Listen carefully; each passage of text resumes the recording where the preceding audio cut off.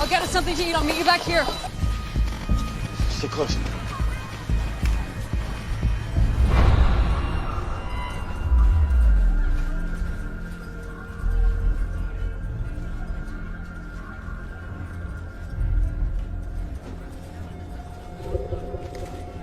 What do you need? Toilet paper.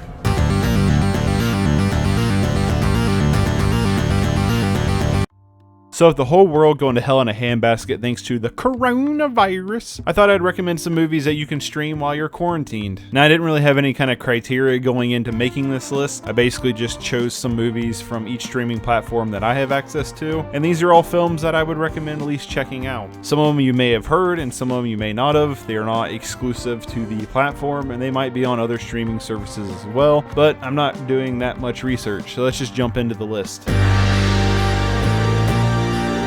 Over on Netflix, which is a popular streaming platform I think about everybody has, I actually picked all 3 movies that are not Netflix originals, one of them being The Burial of Kojo. This is a South African low-budget film that has left an impression with me ever since I've seen it. It constantly uses its resources to an extremely great extent. There's some great performances, and the entire time the film is very experimental with what it's doing, and not every time that lands, but when it does land, it's really, really cool. It's a very Lynchian style film, kind of dreamlike in this weird state. That's basically about a daughter trying to rescue her father and save him from the vengeful brother that is kind of villain of the film, I guess. But this film is so out there, unique, and original that I definitely think it's worth a watch. A film from last year is Freaks. This is a really, really cool low-budget sci-fi flick that slow drips information to you throughout the entire film that keeps you completely invested and on the edge of your seat to what's going on. Honestly, the way this film is written is probably the best part of the entire film.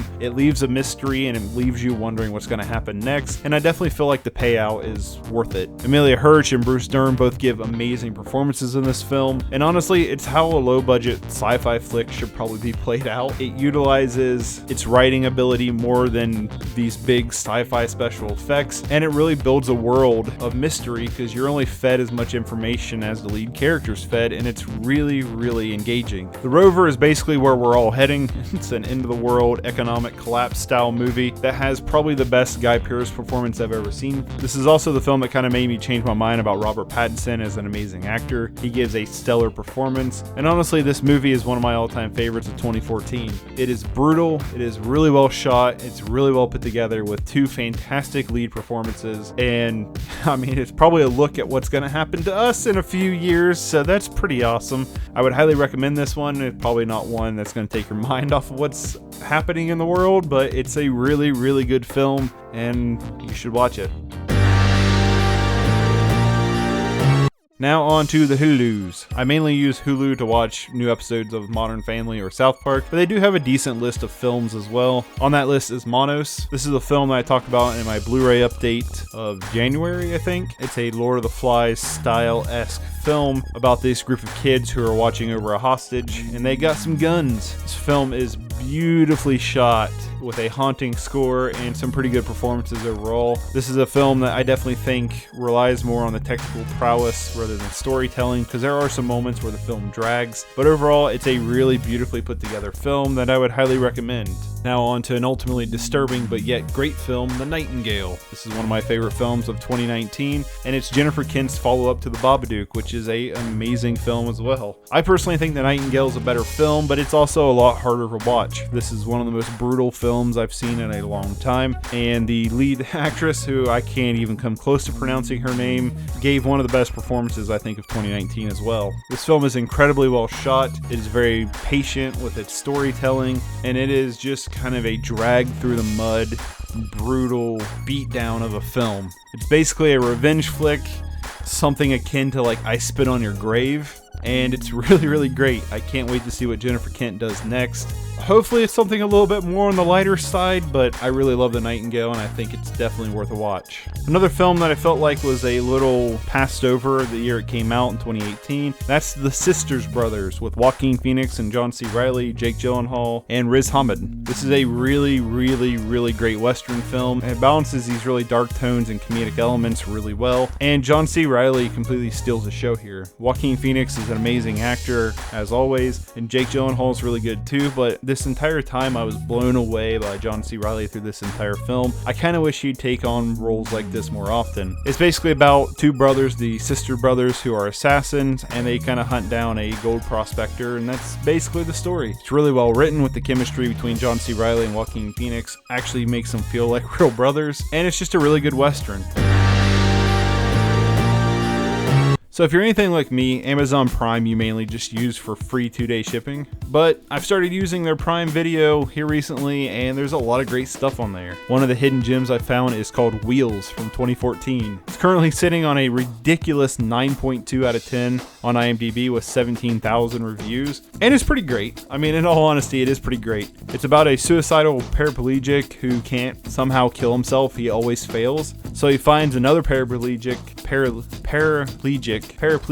to kill him for him. The two become best friends and start doing a bunch of drugs together, and it's kind of about their pitfalls of life, and it's pretty great. Patrick Hume, who plays Drake, I think I'm pronouncing his name correctly maybe, gives an amazing performance. The film is pretty well shot. It's a very low budget film, but both leads give really good performances, and it's just a really well written film. It just shows that you don't need a bunch of money to make a film, and honestly I kind of wish more people would check this one out. Another little gem that I've stumbled across is Blood Tea and Red String. It is a clay animation film by Christine, I don't know how to pronounce her last name, I apologize, but she basically made this entire film herself, and it's pretty mind-blowing. It's incredibly well shot, the animation is great, I love the set designs and the character designs, and it's an hour and 10 minutes, so it's a pretty quick watch. I will say this though, being a film that has absolutely no dialogue in it, it's all just sound effects and music throughout the entire film, it can feel like it drags at moments, but honestly this is a spectacle of a film.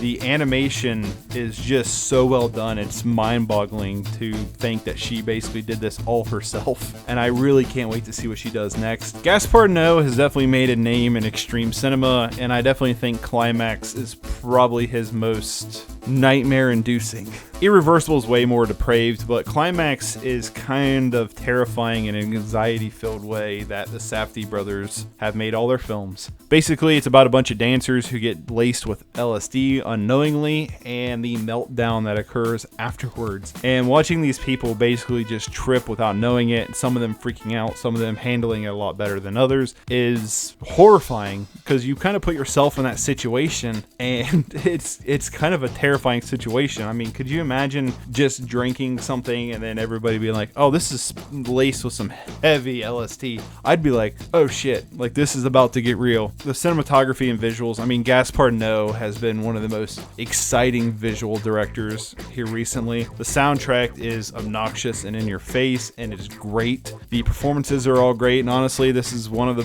better films of 2019 in my opinion. To me, it's a 2019 release. And Gaspar Noé has just kind of proven himself to be one of the best directors working right now. Disney Plus definitely hasn't been around as long as some of the other streaming platforms, and even though Disney owns basically everything at this point, they don't have quite the catalog as some of the other platforms, and I've mainly used it to watch TV shows on. But I was looking through their movies to pick out some for this list, and I came across quite a few from my childhood that I hold really fondly. One of those is Dinosaur. Now this was a film that came out when I was pretty young, about 5 or 6, but I've held a lot of fond memories to it, and I remember watching the VHS to this a bunch. This is one I haven't watched since being a kid, so I definitely want to revisit this, and I wanted to include this on the list because I'm probably going to revisit it at some point in time because I have a lot of time on my hands now. It's just one though I've always held kind of fondly in my memory, and I hope it kind of lives up to my childhood expectations, and I feel like it might be one that a lot of people have forgotten about. Another film that I remember fondly from my childhood, of course I would probably be a teenager at this point, was Bolt. This was a film that I always just considered to be a lot of fun, and is one I've always wanted to pick up on Blu-ray but just haven't got around to it. The animation's pretty good, it's early computer animation, so it's definitely dated. But honestly, to me, this is just kind of one of them that got pushed under the radar when it comes to Disney films, and a lot of people talking about like Disney classics. And to me, this is kind of a Disney classic. This one is basically about a dog who thinks he's a superhero because he plays a superhero, and his dog mind can't separate the realities.